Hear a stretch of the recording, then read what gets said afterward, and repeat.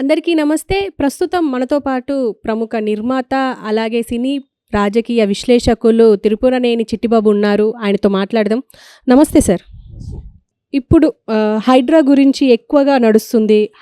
High drama అంటున్నారు తెలంగాణలో. So, దీని గురించి మీరేమంటారు? ఇప్పుడు హైడ్రా ఐడియా మంచిది, కరెక్టే. దాన్ని ఎవ్వరు తప్పట్లేదు. ఎందుకంటే వర్షాకాలం వస్తే పెద్ద వర్షం ఊడితే రోడ్లో నీళ్లు మిగిలిపోతున్నాయి, నిలిచిపోతున్నాయి. కారణాలు ఈ చెరువులు, ఎక్కడికక్కడ చెరువులన్నీ కబ్జా చేసేస్తారు. ఇది ఎప్పటి నుంచి జరుగుతుంది, ఎవరి ప్రభుత్వంలో హయాంలో జరిగింది? ఇది ఇప్పుడు కన్వెన్షన్ కూడా ఎవరి హయాంలో పర్మిషన్లు ఇచ్చారు? అది కాంగ్రెస్ ప్రభుత్వం. 2010లో అది ఓపెనింగ్ అయింది. అప్పుడు ఉన్నది కాంగ్రెస్ ప్రభుత్వం. అంటే వీళ్ళే ఇచ్చి ఇచ్చిన పర్మిషన్ ఇచ్చిన ఆఫీసర్లు ఎవరు? దానికి ఎలా కన్స్ట్రక్షన్ చేస్తుంటే అప్పుడు ఎందుకు ఊరుకున్నారు? అది ఎందుకు వదిలిపెట్టారు? ఏ కారణం చేసి వదిలిపెట్టారు? అలాంటి అనేకం జరిగినాయి. వాళ్ళ పొంగులేటి ఫామ్ హౌస్ కూడా బఫర్ జోన్లో ఉందని శాటిలైట్ ఫోటోలు క్లియర్గా చూపిస్తున్నాయి. ఇప్పుడు కూలిస్తే నిజంగా ఇది విషయం అయితే మంచిది. అది చేస్తే దాన్ని రాజకీయంగా వాడుకుంటాం కాకుండా సిన్సియర్గా చేస్తే అంగీకరించవచ్చు. ఇప్పుడు ఓవైసీ స్కూల్ కట్టింది, కాలేజీ కట్టాడు కదా, అది ఒక చెరువు మీద కబ్జా చేసి దాని చెరువును మూసేసి కట్టాడు. కూలుస్తావా? ఓవైసీ కాలేజీని కూల్చగలవా? కూలుస్తావా? కూల్చు. రాజకీయంగా నీకు ఎవరి మీద కోపం ఉందో వాళ్ళ మీద చెయ్యాలి అని ఇది మొదలెట్టిందే రాజకీయ దురుద్దేశంతో. అందుకని ఆఫీసర్ను కూడా రాజకీయ మనిషిని పెట్టుకున్నాడు ఆఫీసర్గా. అతను రాజకీయ మనిషిని ఎందుకనంటే ఆఫీసర్గా మాట్లాడటం కన్నా పొలిటికల్గా మాట్లాడుతున్నాడు అతను. కేటీఆర్ని విమర్శించి మాట్లాడటము. Is an officer. He should talk about rules and regulations, not about political comments కాదు. సో అతను పొలిటికల్ అనేది అర్థమైపోతుంది.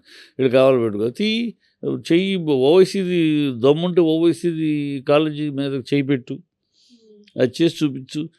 నాగార్జున కనుక ఒక డీసెంట్గా అయ్యి ఒక ఆర్టిస్టు హడావిడి హంగమ్మ జనాల్ని పిలిపించి అడ్డుకుంటాలు, ఇలాంటి కార్యకర్తలు ఇలాంటి పనులు చేయలేడు కనుక, సినిమా ఆర్టిస్టు హీరో కనుక అలాంటివి చేయలేడు కనుక, అభిమానులు రెచ్చగొట్టి రండి అని అంటూ చేయడు కనుక నువ్వు చేస్తావు. అది ఓవైసీ చెయ్యి. దమ్ముంటే నాగార్జున కాదు, ఓవైసీ మీ పొంగులేటిది కిరణ్ కుమార్ రెడ్డి తమ్ముడు ఇక్కడ అయ్యప్ప సొసైటీ దగ్గర ట్రస్ట్ భూములన్నీ అన్యాక్రాంతంగా ఆక్యుపై చేసి వాటి మీద బిల్డింగ్లు కన్స్ట్రక్షన్ చేస్తూ ఉంటే అప్పుడు మరి టీఆర్ఎస్ గవర్నమెంట్ యాక్షన్ తీసుకుంటే కోర్టుకు వెళ్ళారు వాళ్ళు. కోర్టుకు వెళ్ళినప్పుడు అప్పుడు మీ కాంగ్రెస్ వాళ్ళందరూ సమర్థించారు. కోర్టుకు వెళ్ళారు. అది ఇప్పటికీ స్టే ఉంది, నడుస్తుంది. లేకపోతే 27 బిల్డింగులు అక్కడ అన్యాక్రాంతంగా ట్రస్ట్ భూములు లాక్కుని అన్యాక్రాంతంగా ఆక్యుపై చేసి బిల్డింగులు కూడా కట్టడం మొదలెట్టారు. కిరణ్ కుమార్ రెడ్డి హయాంలో కిరణ్ తమ్ముడు చేసిన పని అది. 100 ఫీట్ రోడ్డు వేస్తుంటే దాదాపు అక్కడ మార్కెట్ 100 ఫీట్ రోడ్డు పడుతుంది కనుక అక్కడ బ్రహ్మాండమైన వాల్యూ పెరుగుతుంది భూమిని ఇలా ఆక్యుపై చేస్తారు. అవన్నీ చెయ్యి. అన్నీ చేయగలిగితే మీ కాంగ్రెస్ వాళ్ళవి అనేక ఉన్నాయి. ఇన్ని సంవత్సరాల్లో మీ 50 ఏళ్ల పరిపాలనలోనే ఈ చెరువులన్నీ కబ్జా చేయబడ్డాయి. కొత్తగా చెరువులు కబ్జా మీ పాలనలోనే ప్రతి చెరువు కబ్జా చేయబడి ల్యాండ్ చేసేసి దాన్ని అమ్మేసి బిల్డింగ్లు కట్టి మీ పీరియడ్లోనే మొత్తం రాష్ట్రం ఆంధ్ర రాష్ట్రం ఏర్పడినాక ఈనాళ్లలో మీ ప్రభుత్వాలే ఉన్నాయి. ఇవాళ ఎవరి మీద నువ్వు నిందిస్తున్నావు? ఆఫీసర్ని, ఆ పర్మిషన్ ఇచ్చిన ఆఫీసర్ ఇప్పుడు మనాడిది ఉంది, నాగార్జునది పట్టా భూమి. ఆ పట్టా భూమి ఎవరిచ్చారు? ఆ కరెంట్ కనెక్షన్ ఎవరిచ్చారు? ఆ వాటర్ కనెక్షన్ ఎవరిచ్చారు? డ్రైనేజ్ దీనికి పర్మిషన్ ఎవరిచ్చారు? మీరేగా ఇచ్చింది, మీ ప్రభుత్వమే కదా. ఎందుకు వాళ్ళని పట్టుకోండి, వాళ్ళని పట్టండి, ముద్దు ఆఫీసర్ పట్టండి, ఎలా ఇచ్చాడు నిలదీయండి.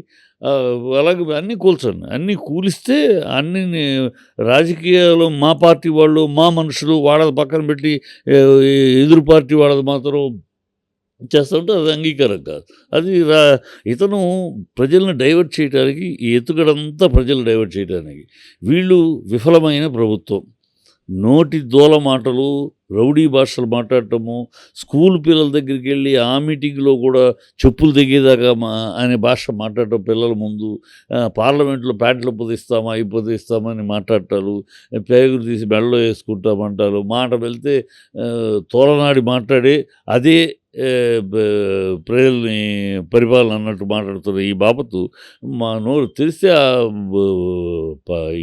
ఈ భాషే రౌడీ భాషే. అది ఆ ప్రజలేమో ఈ నువ్వు పథకాల విషయాలు అన్నీ అబద్ధాలే. ఇవాళ ఇది రై రుణమాఫీ రుణమాఫీ 49 లక్షల కోట్లు పై చిలుకు చేయాల్సి వస్తే 17 లక్షల కోట్లు చేసేసి మేము మొత్తం చేసేసామన్నట్టు భ్రమ కల్పిస్తున్నారు. ఇంకా అన్ని చోట్ల ఎక్కడా జరగలేదు. దానికి లింకులు ఏదో స్పెల్లింగ్ మిస్టేకు ఇంకేదో రకరకాల కారణాలు పెట్టి తప్పిస్తారు. ఇప్పుడు అవన్నీ సరి చేస్తే మళ్ళీ మేము ఇచ్చేస్తామని మాట. 2 లక్షల పైచీలకు ఉంటేట ఏమి రుణమాఫీ నువ్వు 2 లక్షలు చేస్తాను చేసి 2 లక్షల పైచీలుకుంటే వాళ్ళు కడతారు. తర్వాత ముందు అది కట్టాలట, ఆ తర్వాత ఇస్తాడట. ఇప్పుడు ఒకడికి 2,70,000 ఉంది, వాడు 2 లక్షలు నువ్వు రుణమాఫీ 70,000 కట్టుకుంటాడు దాన్ని. ముందు ఆ 70,000 కట్టబట్టి వాడు ఎక్కడ పోతారు? ఇప్పుడు డబ్బులు లేకే కట్టింది. ఇది రుణమాఫీ అయితే వాడికి ఏదో వెసులుబాటు ఉంటుంది, ఎక్కడో తెచ్చుకుని ఏదో చేసుకుని చేస్తాడు. ఇవన్నీ డ్రామా ప్లే చేస్తున్నారు. బస్సులు అంటే ఇప్పటికి ఆటో వాళ్ళు సస్తున్నారు. బస్సులేమో పెంచుతున్నామని స్టేట్మెంట్లు తప్పితే పెంచినేం లేవు. బస్సులు ఎక్కడికక్కడ ఆడవాళ్ళు గొడవ పడుతున్నారు, తిడుతున్నారు. బస్సు ఆపి మరీ తిడుతున్నారు. ఎంతసేపు రాజకీయ విమర్శలు, రాజకీయ దుమానాలు తప్పితే, రాజకీయంగా లబ్ధి పొందే మాటలు తప్పితే ప్రజా పరిపాలన లేదు. ఈనాళ్ళు అసలు రాష్ట్రం ఏర్పడ్డాక, తెలంగాణ రాష్ట్రం ఏర్పడ్డాక సంషేర్గా బతికింది తెలంగాణ. ఈ గతంలో అంటే జాతీయ పార్టీలైన కాంగ్రెస్, బీజేపీ రెండింటినీ ఛాలెంజ్ చేస్తూ బతికింది. వాళ్ళకి తల ఒగ్గకుండా, వాళ్ళకి తల వంచకుండా నిటారుగా తల పెట్టుకుని ఘనంగా బతికింది ఈ టీఆర్ఎస్ ప్రభుత్వంలో. KCR national leader. ఇవాళ ఏం పరిస్థితి? అసలు మన సీఎం ఎవరు అని చెప్పుకుంటేనే తల వంచుకోవాల్సి వస్తుంది. ఈయన సీఎం అని చెప్పుకుంటానికి కూడా సిగ్గుచేటుగా ఉంది. ఇవాళ మాట వెళ్తే ఢిల్లీ. అందుకనే ఎప్పుడు చెప్తాడు, ఎక్కడి తురువులు, ఎక్కడి ములుచులు, ఎక్కడి భ్రష్టులు, ఎక్కడి జస్టలు, ఎక్కడ నష్టజాతకులు ఈ కాంగీయిస్టులైన కమ్యూనిస్టులు. నాటికి నేటికి ఏ అస్థినారుపురికో తాకట్టు పెట్టి ఈ భ్రష్టులు నా జాతికి శాపం. సార్ ఇప్పుడు ఎన్ కన్వెన్షన్ గురించి మాట్లాడుకున్నాం కాబట్టి, ఈ ఎన్ కన్వెన్షన్ వల్ల నాగార్జునకి చాలా దెబ్బపడే అవకాశం ఉంది అని అంటున్నారు. ఈవెన్ ఇప్పుడు బిగ్ బాస్ 1వ తారీఖు స్టార్ట్ కావాలి, సెప్టెంబర్ 1కి. ఇప్పుడు అందులో హోస్ట్గా తీసేయాలి అని చెప్పేసి కూడా ఈవెన్ బాబు గోగినేని కూడా ఒక ట్వీట్ పెట్టారు. అంటే మీరు దీని గురించి బాబు గేగినని వాడి స్టేట్మెంట్ వాడు అసలు బిగ్ బాస్లోనే వాడి బతుకు తెలిసిపోయింది. వాడు ఏదో పెద్ద మేధావిలాగా టీవీలో ఏదో ఒకటి 2 టీవీలు వాడిని ఎంకరేజ్ చేసుకుని ఏదో చేస్తూ ఉంటారు. వాడు బిగ్ బాస్లో వాడిని ఎంటర్ అయినాక వాడి పరువు ఏంటో పోయింది. బిగ్ బాస్లో వాడి క్యారెక్టర్ ఏంటి, వాడు ఎంత దొంగనేది, వాడు ఎంత కుళ్ళుబోతు అనేది మొత్తం వీడు పెద్ద మనిషి కాదు, చిల్లర మనిషి అని బిగ్ బాస్లో తేలిపోయింది. వాడు ఇప్పుడు ఆ ఏడుపు బిగ్ బాస్లో తను పంపించేశాడు. ఇప్పుడు నాగార్జునకి దీంట్లో పోయేది 3 ఎకరాలమ్మా. మొత్తం 10 ఎకరాలు స్థలం, 3 ఎకరాలు. ఓకే, 3 ఎకరాలు వాళ్ళ దాని విలువల ప్రకారం ఒక 40 కోట్లు అన్నారు. అతనికి నాగార్జునకి 40 కోట్లు నథింగ్. అతను బ్రహ్మాండంగా సంపాదించుకున్నాడు, బ్రహ్మాండంగా సేవ్ చేసుకున్నాడు, ఎవరిని దోచుకుంది కాదు, కష్టపడి సంపాదించి జాగ్రత్త పరుచుకున్నాడు. స్థలాల మీద వాటి మీద పెట్టి పెరిగినాయి, వాల్యూస్ పెరిగినాయి. సో అతనికి ఇది పెద్ద పోతే ఒక పెద్ద ఊడిపోయింది ఏం లేదు, అతని పదానికి రావటాలే ఉండదు. కాకపోతే అక్కడ వర్కర్స్, దాన్ని నమ్ముకుని బతుకుతున్న వర్కర్స్ విషయం, దాన్ని నమ్ముకుని కన్వెన్షన్ వల్ల ఫంక్షన్ జరుగుతున్న వంట వాళ్ళు అవ్వచ్చు, మేనేజ్మెంట్ వాళ్ళు అవ్వచ్చు, ఈ ఆర్గనైజింగ్ వాళ్ళు అవ్వచ్చు, మొత్తం ఒక 400 మంది వాళ్ళకి పాపం ఇప్పుడు ఈ సీజన్ పెళ్ళిళ్ళ సీజన్. ఇప్పుడు శ్రావణ మాసం వచ్చింది, ఇప్పుడు పెళ్ళిళ్ళ సీజన్. ఈ సీజన్లో రోజు ఫంక్షన్ ఉండేది. వాళ్ళు ఈ సీజన్లోనే వాళ్ళు సంపాదించుకునేది పాప పనోళ్ళు. ఆ తర్వాత మళ్ళీ అన్ సీజన్లో వాళ్ళకి ఏముంటుంది, పని ఏముండదు, కూర్చుంటే తప్పితే. సో ఇప్పుడు ఆ సీజన్లో వాళ్ళు సంపాదించుకునే ఇది వాళ్ళ బతుకు మీద దెబ్బపడినట్టు అయింది. వాళ్ళు ఇబ్బందిగా నాగార్జునకు పోయేది పోతే పెద్ద 40 కోట్లు అనేది పెద్ద అతనికి పోతే పోయింది. నష్టమే 40 కోట్లైనా 4 కోట్లైనా నష్టమే. బట్ ఆ నష్టాన్ని భరించగలిగిన శక్తి నాగార్జునకు ఉంది. ఆ వర్కర్సే పాపం వర్కర్స్ విషయం ఇప్పుడు అతను కోర్టు కేసులో ఉందమ్మా.